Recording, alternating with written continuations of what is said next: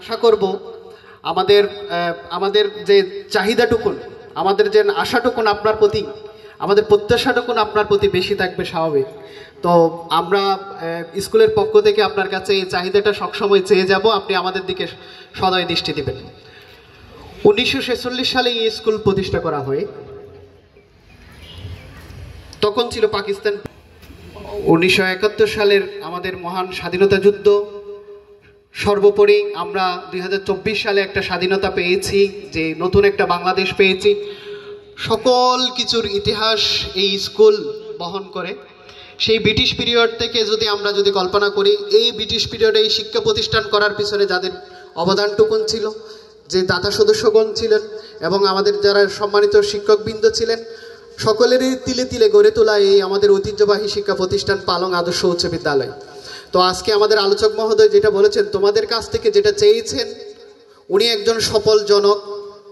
কারণ আমরা জেনেছি ওনার এক সন্তান বাংলাদেশের সর্বোচ্চ ডিগ্রি অর্জন করে বারেট ল করেছেন, আরেক সন্তান আমাদের শিক্ষা পেশায় জড়িত আছেন। তো উনি একটা কথা তোমাদের কাছ থেকে ওয়াদা করেছেন, সেটা হচ্ছে আমরা কেউ স্মার্টফোন ব্যবহার করব না।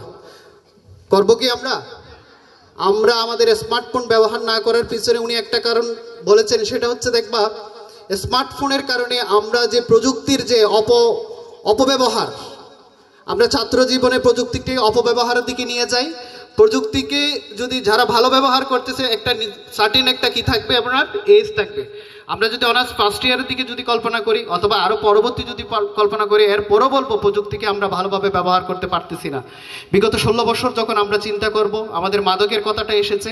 আমি যখন এই উপজেলায় যোগদান না করার আগে থেকেই আমি জানি উকিয়া এবং টেকনাফ উপজেলা আমাদের এই যে মাদকের যে রোডটা, আমরা বলে থাকি সারা বাংলাদেশকে, আমাদের উকিয়া উপজেলাকে পরিচয় করে দেওয়া হয়েছে মাদকের রোড হিসাবে। সারা বাংলাদেশে আমার টেকনাফ উপজেলাকে পরিচয় করে দেওয়া হয়েছে মাদকের রোড হিসাবে। তো আমরা আর মাদকের রোড হিসাবে থাকতে চাই না।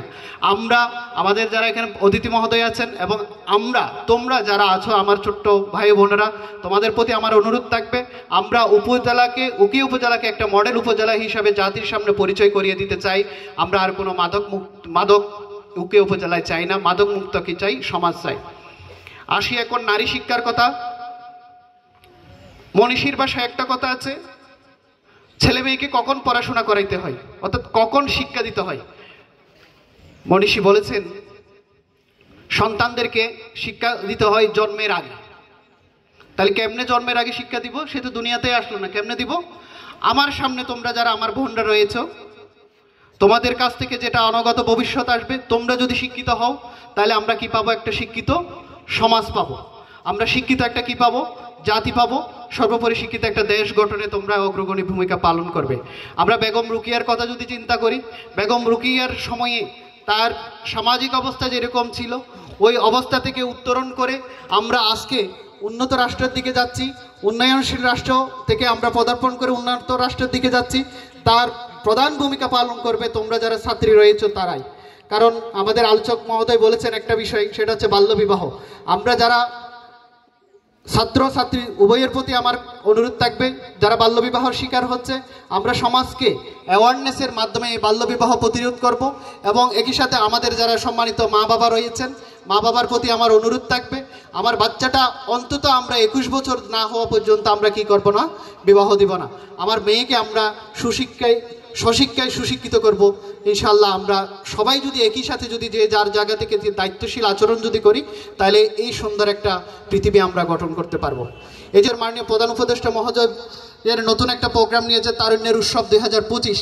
তারুণ্যের উৎসবের মূল কনসেপ্ট হচ্ছে আমরা 5 আগস্ট যে বাংলাদেশ পেয়েছি, আমাদের যে তরুণ সমাজ এবং বিভিন্ন নেতৃবৃন্দের মাধ্যমে আমরা যে একটা লাল সবুজের পতাকাকে আবার সমুন্নত করতে পেরেছি। বিগত 15 বছরে